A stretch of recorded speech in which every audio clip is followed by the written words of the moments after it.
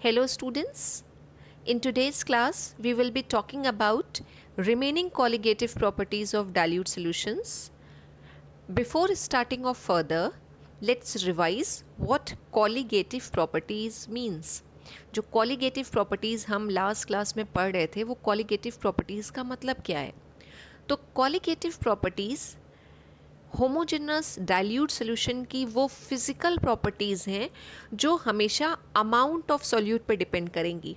ठीक है, ये सॉल्यूट के टाइप पे डिपेंड नहीं करती हैं, उसकी आइडेंटिटी पे डिपेंड नहीं करती हैं, उसके नेचर पे डिपेंड नहीं करती हैं। सिर्फ जो डिपेंड करेंगी वो करेंगी कि एक सॉल्यूशन के अंदर सॉल्यूट की क्वांटिटी कितनी है, उसका अमाउंट कितना है, या फिर हम ये भी कह सकते हैं उसके कितने मोल्स प्रेजेंट हैं, उसकी क्या मोलारिटी है, उसका क्या कंसंट्रेशन है। तो ऐसी सारी फिजिकल प्रॉपर्टीज़ जो सॉल्यूट के अमाउंट पे डिपेंड करें वो कहलाती हैं कॉलिगेटिव प्रॉपर्टीज़। तो किसी भी सोल्यूशन की कॉलिगेटिव प्रॉपर्टीज़ को सोल्यूट का अमाउंट अफेक्ट करता है, उसकी आइडेंटिटी अफेक्ट नहीं करती। ठीक है, और सोल्यूशन की ऐसी फिजिकल प्रॉपर्टीज़ क्या हो सकती हैं? उसका बॉइलिंग पॉइंट हो सकता है, उसका मेल्टिंग पॉइंट हो सकता है, वेपर प्रेशर हो सकता है, फ्रीजिंग पॉइंट हो सकता है और ऑस्मोटिक प्रेशर हो सकता है। तो पहले देख लेते हैं कि कॉलिगेटिव प्रॉपर्टीज़ की डेफिनेशन क्या आ रही है। Colligative properties are the physical properties of homogeneous dilute solution that depends on amount of solute particles only. It does not depend on the type or nature of solute. अब solution की जो 4 colligative properties हैं हम उनकी listing कर लें तो 4 colligative properties हमने सीखी थी कि एक है रिलेटिव लोअरिंग इन वेपर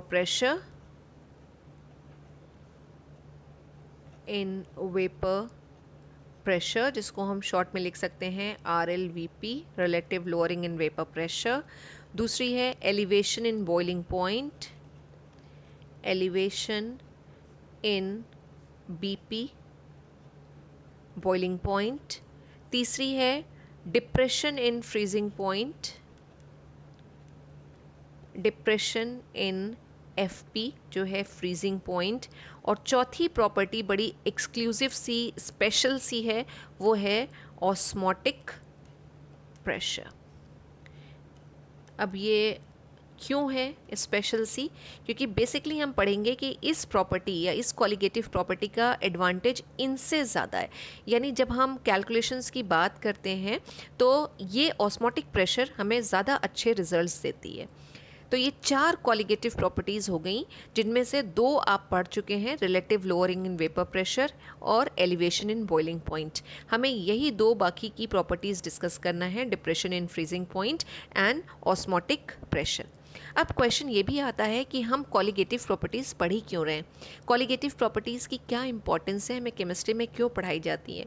तो बेसिकली कॉलिगेटिव प्रॉपर्टीज़ जो है वो यूज़ करी जाती हैं to calculate the molecular masses of substances. अगर किसी सब्सटेंस का हमें मॉलिकुलर मास निकालना है, ठीक है, कोई सब्सटेंस हमने डिसॉल्व करके सोल्यूशन बनाया है, उसका मॉलिकुलर मास डिटरमाइन करना है, तो हम कैसे डिटरमाइन कर सकते हैं? With the help of colligative properties substances के मॉलिकुलर मासेस कैलकुलेट कर सकते हैं। चारों कॉलिगेटिव प्रॉपर्टीज़ एक दूसरे पे डिपेंड करती हैं। एक दूसरे पे कैसे डिपेंड करती हैं? हम कहते हैं हम सॉल्यूशंस की बात कर रहे हैं, और सॉल्यूशन क्या है? Solution is basically a combination of solute plus solvent. हम जो यहाँ पे सॉल्यूट की बात करते हैं वो हम बात करते हैं नॉन वोलाटाइल सॉल्यूट की। नॉन वोलाटाइल का मतलब ये हुआ कि वो वेपर फॉर्म में नहीं आएगा। जो सोल्यूट है वो वेपर फॉर्म में नहीं आएगा, वो वोलेटाइल नहीं होगा, और सॉल्वेंट का ऑब्वियसली वोलेटाइल नेचर होगा। तो ये चारों प्रॉपर्टीज़ एक दूसरे के ऊपर डिपेंड करती हैं। कैसे?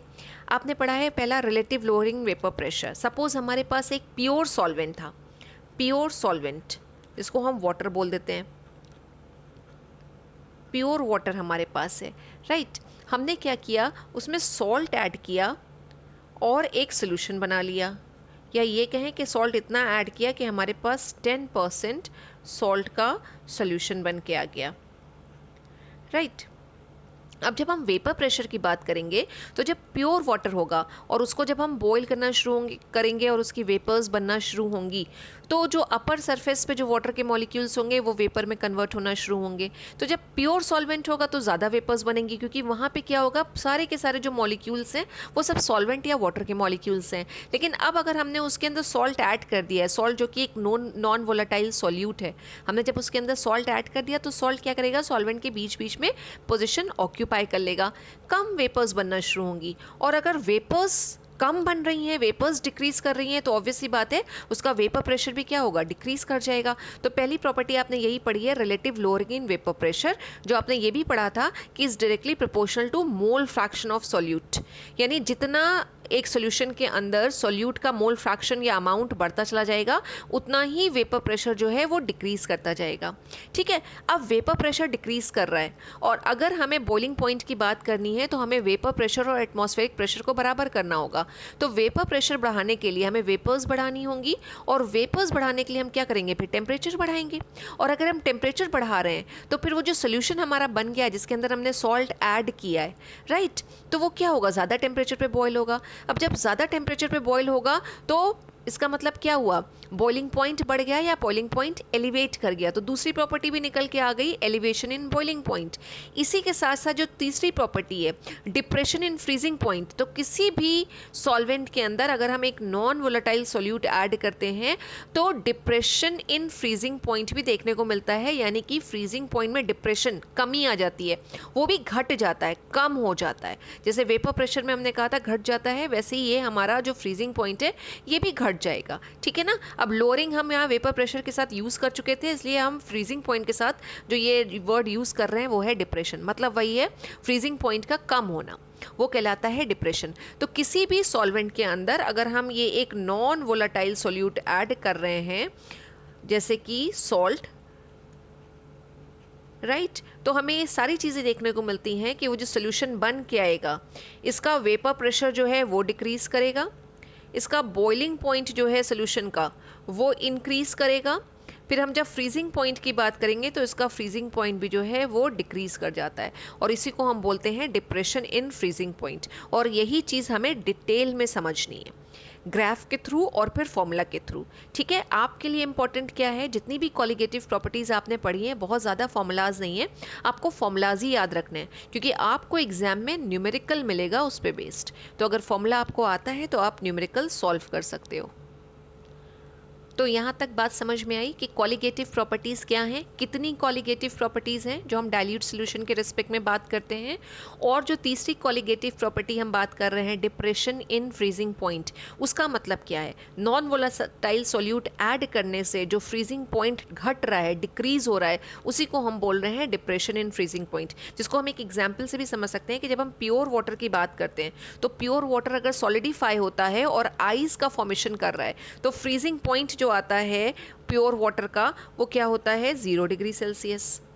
ठीक है, अब हमने इसमें क्या किया, सॉल्ट ऐड कर दिया, इसके अंदर हम सॉल्ट ऐड कर रहे हैं, नॉन वोलेटाइल सॉल्यूट ऐड कर रहे हैं और हम कह रहे हैं कि फ्रीजिंग पॉइंट डिक्रीज करेगा। ठीक है, तो फ्रीजिंग पॉइंट डिक्रीज करता है और 10% सॉल्ट सोल्यूशन के अगर हम फ्रीजिंग पॉइंट की बात करते हैं तो इसका फ्रीजिंग पॉइंट जो है वो होता है -6 डिग्री सेल्सियस। तो 0 से और कम हो गया, लोअर हो गया, घट गया, ये है lowering in vapour pressure, sorry lowering in freezing point. अब ये कैसे हो रहा है इसी को समझना है और इस टेम्परेचर को हम बोलते हैं, ये वाटर का फ्रीजिंग पॉइंट है। अब ये इससे कम टेम्परेचर पे जो सोल्यूशन बन के आ रहा है, यानी वाटर में जब हमने सॉल्ट ऐड कर दिया तो इससे कम टेम्परेचर आ रहा है and this temperature is called सब टेम्परेचर। सब टेम्परेचर यानी वाटर जो है सॉल्ट के ऐड करने के बाद 0 डिग्री सेल्सियस पे फ्रीज नहीं होगा, वो उससे कम टेम्परेचर पे होगा और उसको हम बोलते हैं सब टेम्परेचर। ठीक है, तो इतनी बात क्लियर हो गई हो तो अब हम बात करते हैं कि हम फ्रीजिंग पॉइंट को डिफाइन कैसे करते हैं, फ्रीजिंग पॉइंट की डेफिनेशन क्या आती है। तो फ्रीजिंग पॉइंट को समझने से पहले अगर हम फ्रीजिंग के प्रोसेस की बात करें तो फ्रीजिंग का प्रोसेस क्या है, एक लिक्विड का टेम्परेचर को अगर हम डिक्रीज़ करना शुरू करें और डिक्रीज़ करते करते हम उसे ऐसे टेम्परेचर पे ले आएँ जहाँ वो सॉलिड में कन्वर्ट हो जाए, तो उसी प्रोसेस को हम बोलते हैं फ्रीजिंग।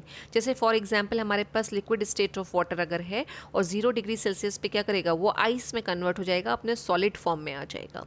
अब हम फ्रीजिंग पॉइंट को कैसे डिफाइन करते हैं, बहुत सिंपल सी डेफिनेशन है कि freezing point of a substance is defined as that temperature at which the vapour pressure of its liquid state is equal to the vapour pressure of its solid state. यानी अगर हम कहें कि freezing point एक ऐसा temperature है जहां vapour pressure of liquid state of any substance, ठीक है, किसके बराबर हो जाए? बराबर हो जाए vapour pressure of its solid state. जो भी उस सब्सटेंस का सॉलिड स्टेट होगा उसके वेपर प्रेशर के बराबर हो जाए तो उसी को हम बोलते हैं क्या? Freezing point. सिंपल सी डेफिनेशन है, ठीक है। अब आपको लगे कि सॉलिड स्टेट में वेपर्स कहाँ से आ जाएंगी, तो बेटा वेपर्स होती हैं, लिक्विड स्टेट की भी हैं, सॉलिड स्टेट की भी होती हैं। सॉलिड स्टेट की कंपैरेटिवली कम हो सकती हैं लिक्विड के, लेकिन वेपर्स होंगी। सबलाइम कर सकता है वो सॉलिड, वेपर फॉर्म में आता ही है, जैसे सॉलिड CO2 सबलाइम करती है, वेपर फॉर्म में आ जाती है सीधे सॉलिड से लिक्विड में, तो सॉलिड से गैसियस में, तो वेपराइज कर जाती है, तो वेपर्स तो रहती ही हैं। डिप्रेशन इन फ्रीजिंग पॉइंट को अब हम ग्राफ के थ्रू रिप्रेजेंट करते हैं और ग्राफ के थ्रू समझते हैं। तो एक ग्राफ प्लॉट करते हैं टेम्परेचर और वेपर प्रेशर के बीच में।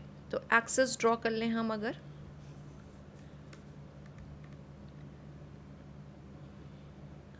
ये एक्स एक्सिस पे हम ले लेते हैं टेम्परेचर और वाई एक्सिस पे हम ले लेते हैं वेपर प्रेशर, और इस ग्राफ को हम नाम दे देते हैं ग्राफिकल रिप्रेजेंटेशन ऑफ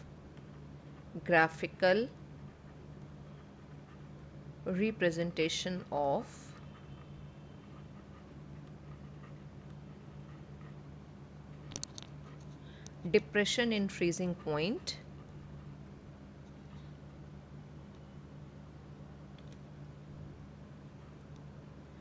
और temperature versus vapour pressure graph है, राइट। तो अब हमें क्या करना है, हमने जितने कंसेप्ट पढ़े हैं उन्हीं को ही अप्लाई करना है। सपोज हमारे पास एक सब्सटेंस के लिक्विड स्टेट और सॉलिड स्टेट अवेलेबल हैं और हमें इसको ग्राफ के थ्रू रिप्रेजेंट करना है, कीपिंग इन माइंड कि टेम्परेचर डिक्रीज करने से वेपर प्रेशर डिक्रीज करता है। तो हम पहले लिक्विड स्टेट के लिए, उस सब्सटेंस के लिक्विड स्टेट के लिए या फिर कहें प्योर सॉल्वेंट के लिए हम कर्व ड्रॉ कर लेते हैं, ठीक है। और हम ये मान के चल रहे हैं कि टेम्परेचर को डिक्रीज करने से वेपर प्रेशर डिक्रीज होता है। तो ये कर्व हमारा कुछ इस तरह से आ गया। This curve is for liquid state, या फिर कहें प्योर सॉल्वेंट का कर्व है, प्योर सॉल्वेंट, कोई सोल्यूट हमने ऐड नहीं किया है, प्योर सॉल्वेंट, ठीक है। और हमारे पास इसका सॉलिड स्टेट का भी है। तो सॉलिड स्टेट का जो वेपर प्रेशर की हम बात करेंगे, ऑब्वियसली सॉलिड की वेपर्स कम बनेंगी तो उनका वेपर प्रेशर भी कम होगा, ठीक है। तो हमने सॉलिड स्टेट के लिए एक कर्व ड्रॉ कर लिया,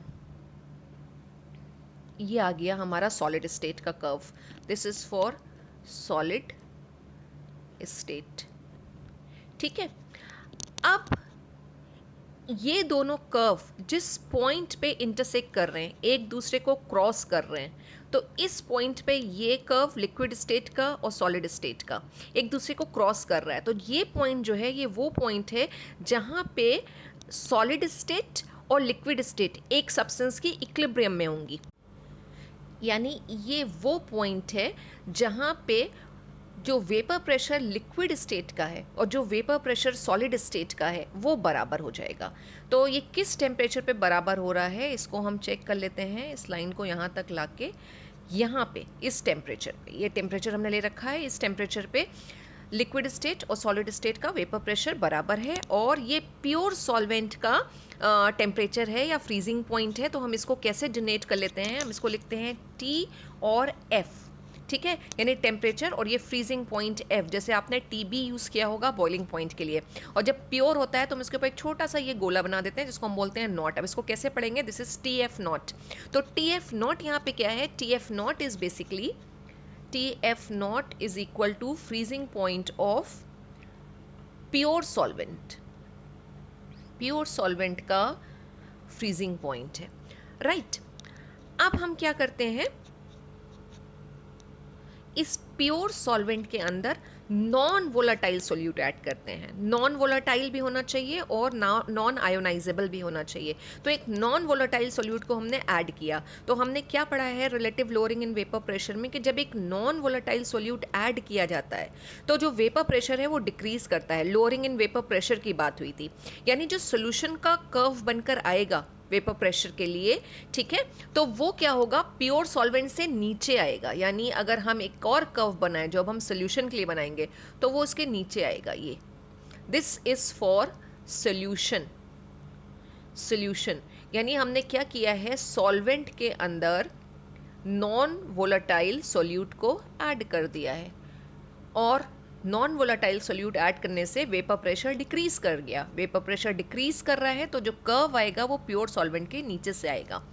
अब जिस पॉइंट पर सॉल्यूशन का कर्व और सॉलिड स्टेट का कर्व एक दूसरे को क्रॉस करेगा वो होगा हमारे सॉल्यूशन का फ्रीजिंग पॉइंट। ठीक है, तो हम इसको एक्सपोलिएट कर लेते हैं और हम देख लेते हैं कि कहाँ पे जाके ये सॉलिड स्टेट का कर्व और ये सॉल्यूशन का कर्व एक दूसरे को इंटरसेक्ट कर रहे हैं। तो ये टेम्परेचर हमें मिला जहाँ पे दोनों कर्व एक दूसरे को इंटरसेक्ट कर रहे हैं। अब ये जो है पॉइंट, ये point, this point is what, this point is the freezing point of solution. Solution का फ्रीजिंग पॉइंट है।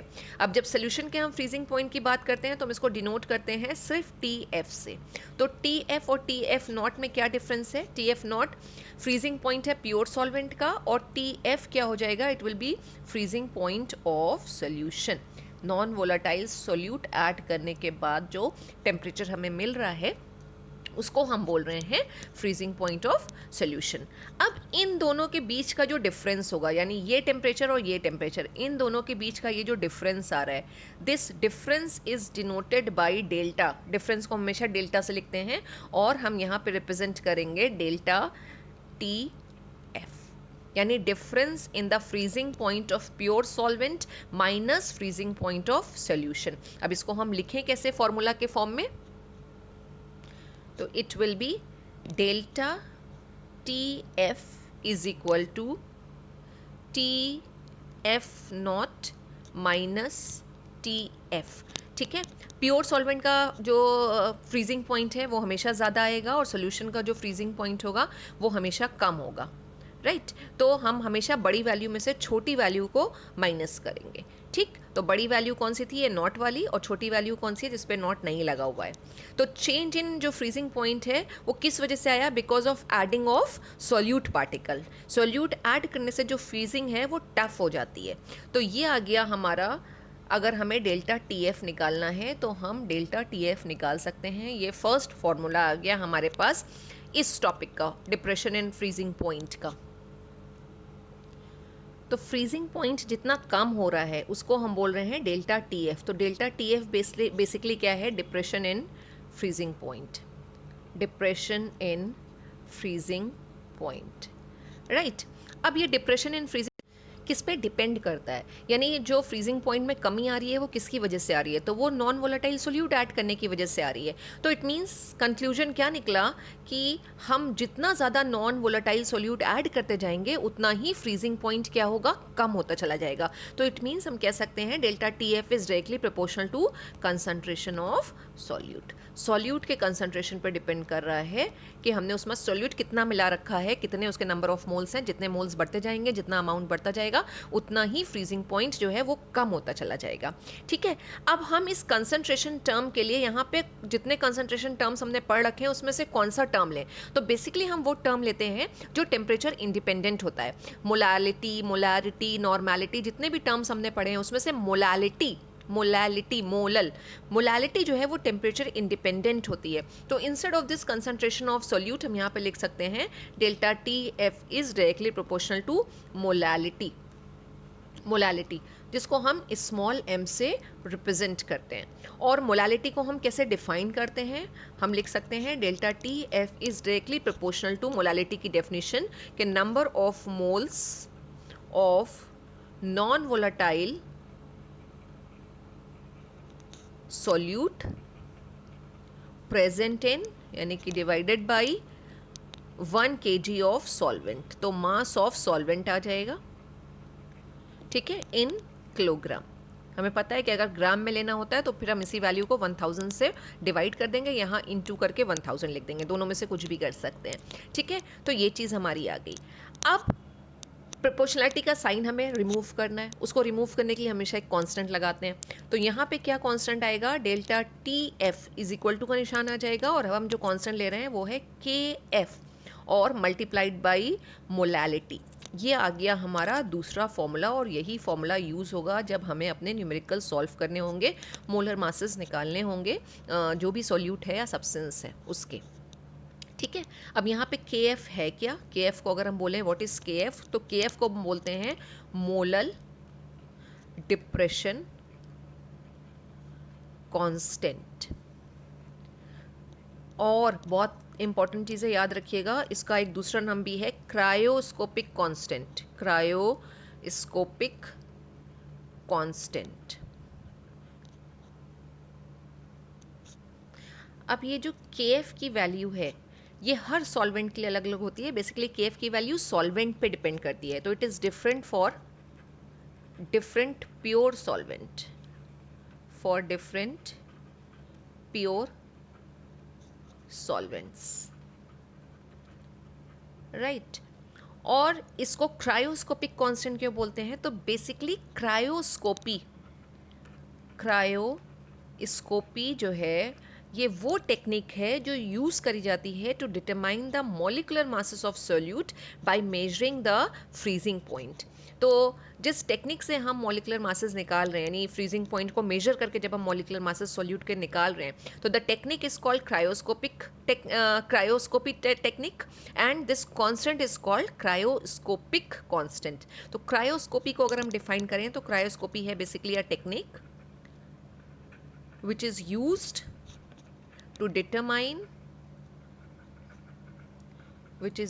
to determine molecular masses of solute by measuring its freezing points, ठीक है।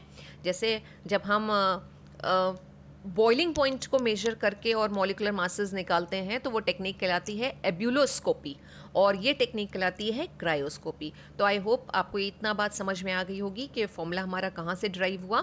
अब अगर हमें मोलर मासेस निकालने हैं तो हमें मोलालिटी का फॉर्मूला पता है, हम यहाँ पे मोलालिटी का पूरा फॉर्मूला रख के और जो भी चीज़ हमसे पूछी गई है न्यूमेरिकल में हम उसको सॉल्व कर लेंगे। क्रायोस्कोपिक कांस्टेंट की यूनिट निकाल लेते हैं, यूनिट ऑफ के एफ क्रायोस्कोपिक कांस्टेंट। ये क्रायोस्कोपी वर्ड जो है वो ग्रीक लैंग्वेज से आया है, जिसका मतलब ही होता है फ्रीजिंग मेजरमेंट, यानी फ्रीजिंग के थ्रू जो हम मेजरमेंट कर रहे हैं वो क्रायोस्कोपिक या क्रायोस्कोपी कहलाता है। तो यूनिट अगर हमें निकालना है तो हम यूनिट कैसे निकालेंगे, जो फॉर्मूला था हमारा वो था delta T F is equal to, लिख लेते हैं, delta T F is equal to K F into molality. अब हमें यूनिट के एफ की निकालनी है तो हम इसको इस तरह से लिख लेते हैं, K F is equal to delta T F upon M, right. और जब हम एसआई यूनिट की बात करते हैं तो टेम्परेचर को हम केल्विन स्केल पे लेते हैं, तो डेल्टा टी के लिए जो टेम्परेचर आएगा वो केल्विन में वैल्यू होगी। और ये हमारा मोलल है, तो मोलल को हम रिप्रेजेंट करते हैं number of moles present in KG of solvent, तो ये हो जाएगा mole upon KG, right.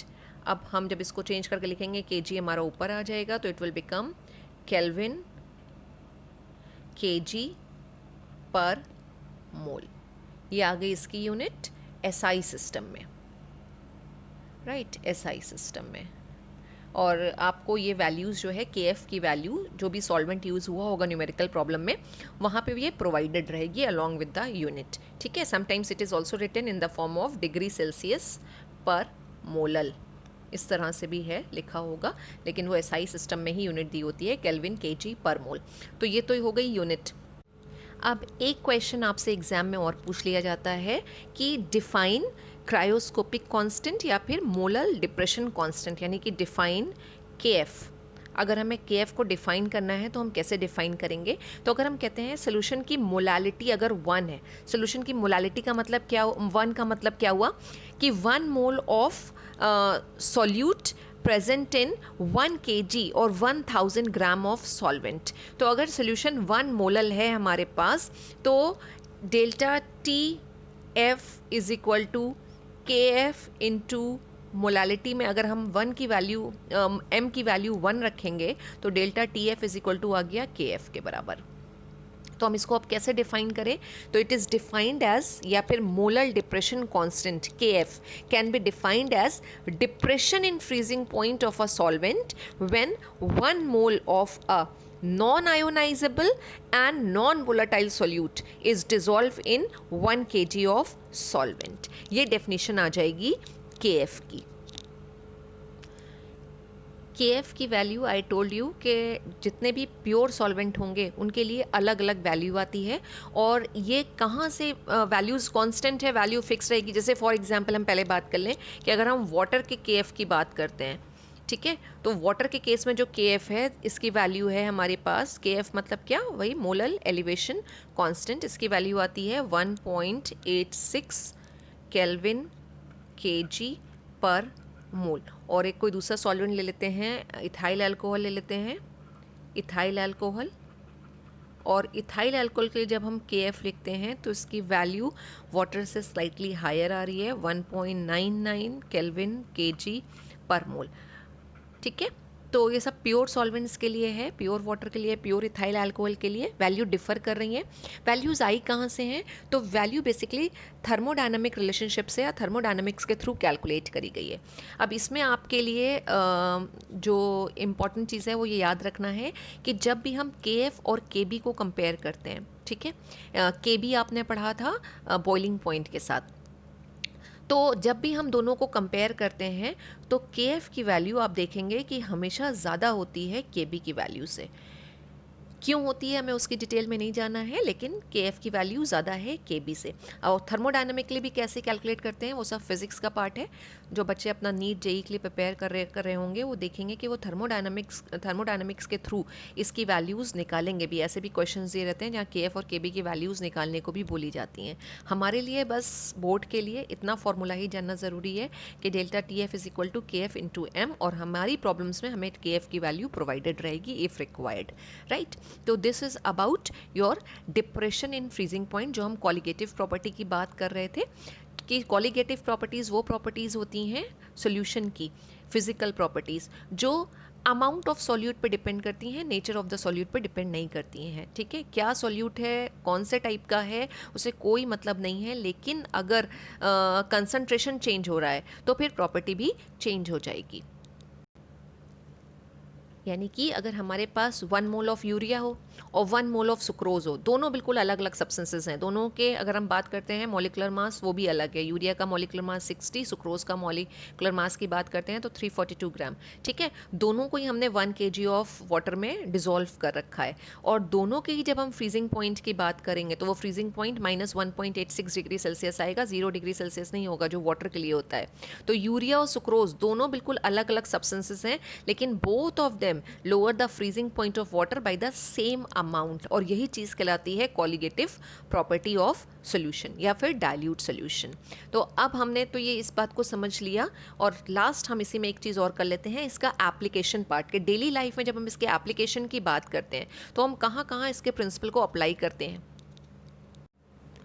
First application है कि for preparing anti freeze solutions, जो कोल्ड रीजन्स हैं या फिर जो हिल स्टेशंस हैं वहाँ पे जब ऑटोमोबाइल्स या कार की हम बात करते हैं, उनके रेडिएटर में जो पानी होता है वो पानी फ्रीज़ ना हो, ठीक है, तो हम उसके लिए क्या करते हैं, रेडिएटर्स में प्लेन वाटर की जगह हम एंटी फ्रीज सोल्यूशंस डालते हैं, यानी वाटर के अंदर हम कुछ दूसरे सब्सटेंसेस मिक्स कर देते हैं। उससे होगा क्या कि वाटर का जो फ्रीजिंग पॉइंट है, यानी जिस पॉइंट पे वो फ्रीज होना शुरू होगा वो घट जाएगा। वाटर का जो नॉर्मल फ्रीजिंग पॉइंट होता है प्योर वाटर का वो 0 डिग्री सेल्सियस होता है, लेकिन अगर उसके अंदर हम सॉल्यूट के पार्टिकल्स ऐड कर रहे हैं तो फ्रीजिंग पॉइंट घटेगा। फ्रीजिंग पॉइंट घटेगा और उसे होगा क्या कि वाटर फिर फ्रीज नहीं होगा, क्योंकि जिस टेम्परेचर पे उसे फ्रीज होना है वो टेम्परेचर मिलेगा नहीं, उसे घटता चला जाएगा।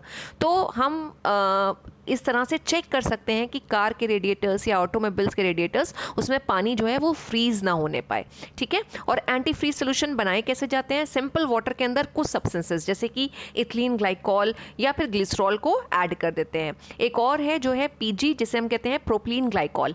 तो एग्जाम्पल्स आप याद रखिएगा, इंपॉर्टेंट है कि क्या क्या सब्सटेंसेस यूज़ किए जाते हैं या क्या क्या केमिकल्स यूज़ किए जाते हैं एंटी फ्रीज सोल्यूशन बनाने के लिए।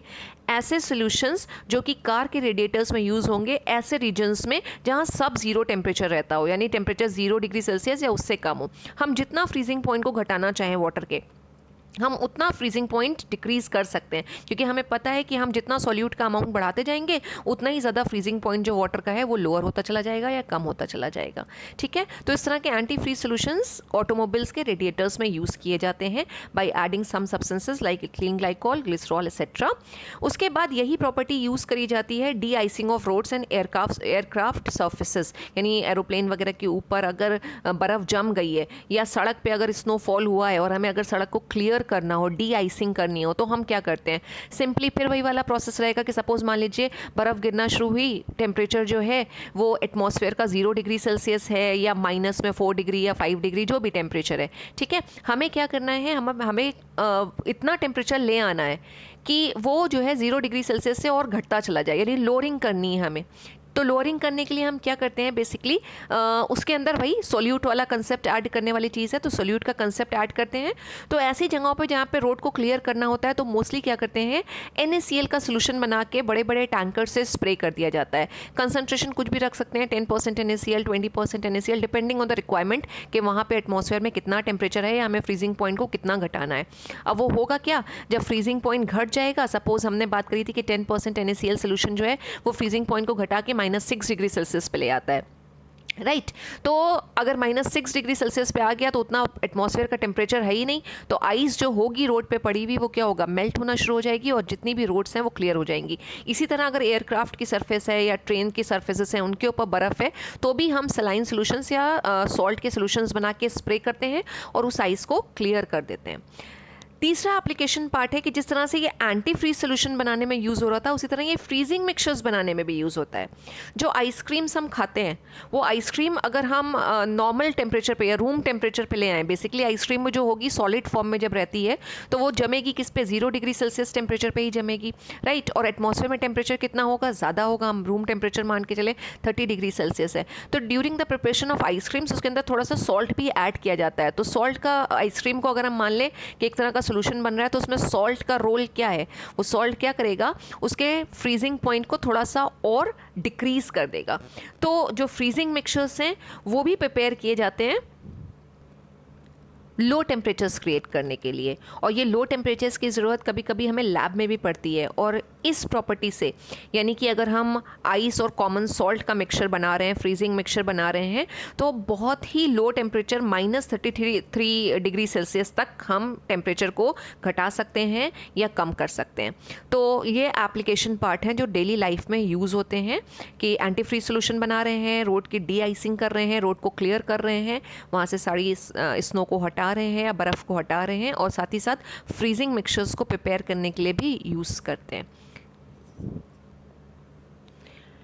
कॉलिगेटिव प्रॉपर्टीज़ का टॉपिक इनकम्प्लीट है बिना न्यूमेरिकल सॉल्व किए, क्योंकि आपसे एग्जाम में न्यूमेरिकली पूछे जाते हैं और बोर्ड में तो श्योर है कि एक न्यूमेरिकल आएगा ही आएगा, चाहे वो KF का हो चाहे वो KB का हो, ठीक है। यानी elevation and boiling point property से आए और चाहे यहाँ से आए डिप्रेशन फ्रीजिंग पॉइंट से आए। तो कुछ अलग अलग तरह के न्यूमेरिकल्स देख लेते हैं। फर्स्ट न्यूमेरिकल है an aqua solution freezes at -0.186 degree Celsius, find its elevation in boiling point, ठीक है ना। दोनों प्रॉपर्टीज़ को मर्ज कर दिया, एक्वा सोल्यूशन फ्रीज हो रहा है ये बता रहे हैं और एलिवेशन इन बॉइलिंग पॉइंट पूछा गया है, तो हमें दोनों फॉर्मूलाज यहाँ पे यूज़ करने पड़ेंगे, ठीक। तो सबसे पहले हम क्या करते हैं, हम निकाल लेते हैं सोल्यूशन की मोलालिटी। मोलालिटी कितनी होगी, क्योंकि यहाँ पे मोलालिटी नहीं दी गई है। अगर हमें निकालना है जो उन्होंने पूछा है एलिवेशन इन बॉइलिंग पॉइंट अगर हमें निकालना है, यानी कि डेल्टा T हमें TB अगर हमें निकालना है तो हमें मोलालिटी की ज़रूरत पड़ेगी ही पड़ेगी। तो मोलालिटी हम निकाल रहे हैं delta T is equal to KF into M से, ठीक है, क्योंकि इन्होंने हमें दे रखा है एन सोल्यूशन फ्रीजेस है जितना, यानी कि जो डेल्टा टी है उसकी वैल्यू हमें दे रखी है या टी एफ दे रखा है, ठीक है ना, कि कितना जो फ्रीजिंग पॉइंट है वो डिक्रीज़ कर रहा है। तो इसकी वैल्यू आ जाएगी, हमने यहाँ पे पुट कर दें तो 0.186 इज इक्वल टू, और के एफ की वैल्यू भी प्रोवाइडेड है 1.86, और मोलालिटी, तो मोलालिटी हमारे पास आ जाएगा इज इक्वल टू 0.1। ये आ गया। अब हमारे पास जो के बी का फॉर्मूला है हम उसको लिख लेते हैं कि delta T B is equal to K B into M, और निकालना हमें डेल्टा टी है, एलिवेशन इन बॉइलिंग पॉइंट कि कितना बढ़ जाएगा बॉइलिंग पॉइंट, तो 0.512 केबी की वैल्यू दे रखी है वो हमने यहाँ रख दी, मोलालिटी हमने निकाली थी 0.1 वो हमने यहाँ पे रख दी, तो वी विल गेट 0.0512। ये आ गया elevation in boiling point of the solution, right. वो सिंपल सा था, सॉल्व हो गया। दूसरा देखते हैं। दूसरा है freezing point of cyclohexane is this much. Freezing point दे रखा है साइक्लोहेक्सेन का, तो इट मीन्स जो साइक्लोहेक्सेन प्योर साइक्लोहेक्सेन है उसका फ्रीजिंग पॉइंट हमें यहाँ पे दे रखा है, तो हम प्योर के कैसे लिखते हैं, T F not, T F not they रखा है 279.65 केल्विन। फिर आगे कह रहे हैं a solution of 14.75 gram of a solute, तो यहाँ मास ऑफ द सोल्यूट हमें दे रखा है, मास ऑफ सोल्यूट है 14.75 ग्राम, जितना गिवन है हम पहले लिख रहे हैं, इन 500 ग्राम ऑफ साइक्लोहेक्सेन, यानी कि जो सॉल्वेंट हमने यूज़ किया है साइक्लोहेक्सेन उसका भी मास हमें दे रखा है और वो है 500 ग्राम, ठीक है। ये आ गया has a freezing point of this, यानी जो सोल्यूशन का फ्रीजिंग पॉइंट है वो दे रखा है 277.33। अब जब सोल्यूशन के हम फ्रीजिंग पॉइंट की बात करते हैं तो वो क्या होता है, T F, T F is equal to है 277.33 केल्विन, और निकालना क्या है, molar mass of the solute निकालना है। तो मोलर मास निकालने के लिए हमें मोलालिटी का फॉर्मूला यूज़ करना ही पड़ेगा, लेकिन मोलालिटी के साथ साथ हमें क्या चाहिए होगा, difference in the freezing point चाहिए होगा, या वो चाहिए होगा कि कितना फ्रीजिंग पॉइंट डिक्रीज कर रहा है। तो वो हम कैसे निकालते हैं, वो हम निकालते हैं delta T is equal to जो भी हमारा इसका प्योर का फ्रीजिंग पॉइंट है उसको हम सोल्यूशन के फ्रीजिंग पॉइंट से माइनस कर देते हैं 277.33, तो वैल्यू हमारे पास इसको माइनस करके क्या आ जाएगी,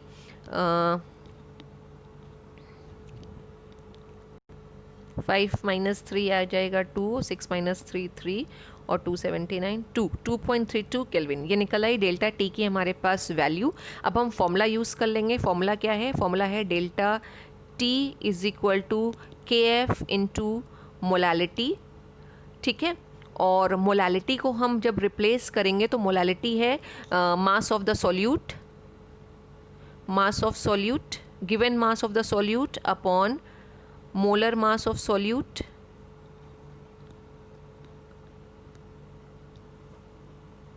राइट,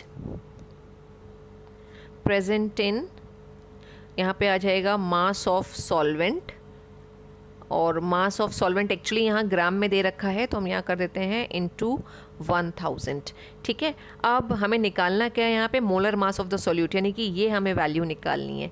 तो हम अगर molar mass of the solute को इस साइड में ले लें, molar mass of solute is equal to, क्या फॉर्मूला बन के आएगा हमारे पास, के एफ की वैल्यू आ जाएगी यहाँ पे, है ना।